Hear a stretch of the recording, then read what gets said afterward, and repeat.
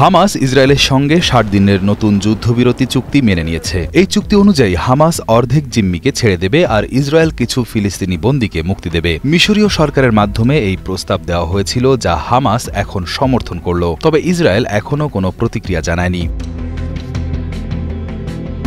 এই যুদ্ধবিরতির মূল লক্ষ্য হল গাজায় ইসরায়েলি সামরিক অভিযান থামানো এবং দীর্ঘ ২ বছরের রক্তক্ষয়ী যুদ্ধের সমাধানের পথ তৈরি করা।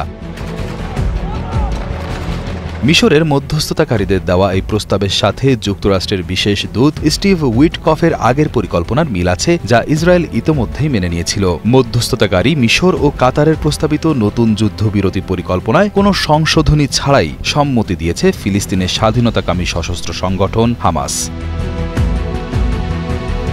গাজা নিয়ে ইসরায়েলের পরিকল্পনা বিশ্বজুড়ে উদ্বেগ বাড়িয়েছে। গত রবিবার ইসরায়েলেই হাজার হাজার মানুষ রাস্তায় নেমে যুদ্ধ বন্ধের দাবি জানিয়েছে। এই বিক্ষোভ গাজায় যুদ্ধ শুরুর পর সবচেয়ে বড় বলে ধরা হচ্ছে। বিক্ষোভকারীরা শুধু যুদ্ধ বন্ধই নয়, বাকি ৫০ ইসরায়েলি জিম্মির মুক্তিও চেয়েছেন।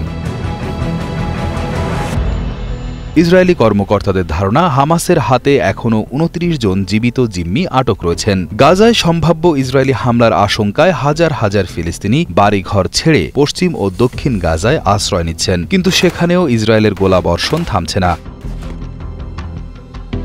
বিশ্ব খাদ্য কর্মসূচির তথ্য অনুসারে গাজার ৮০% জনগণ মানবিক সহায়তার উপর নির্ভরশীল। এক সপ্তাহ আগে ইসরায়েলের নিরাপত্তা মন্ত্রিসভা গাজা সিটি এবং এর আশেপাশের শরণার্থী শিবিরে যুদ্ধ সম্প্রসারণের পরিকল্পনা অনুমোদন দেয়। এতে আন্তর্জাতিক মহলে তীব্র সমালোচনা এবং ইসরায়েলের ভেতরেও বিরোধিতা সৃষ্টি হয়।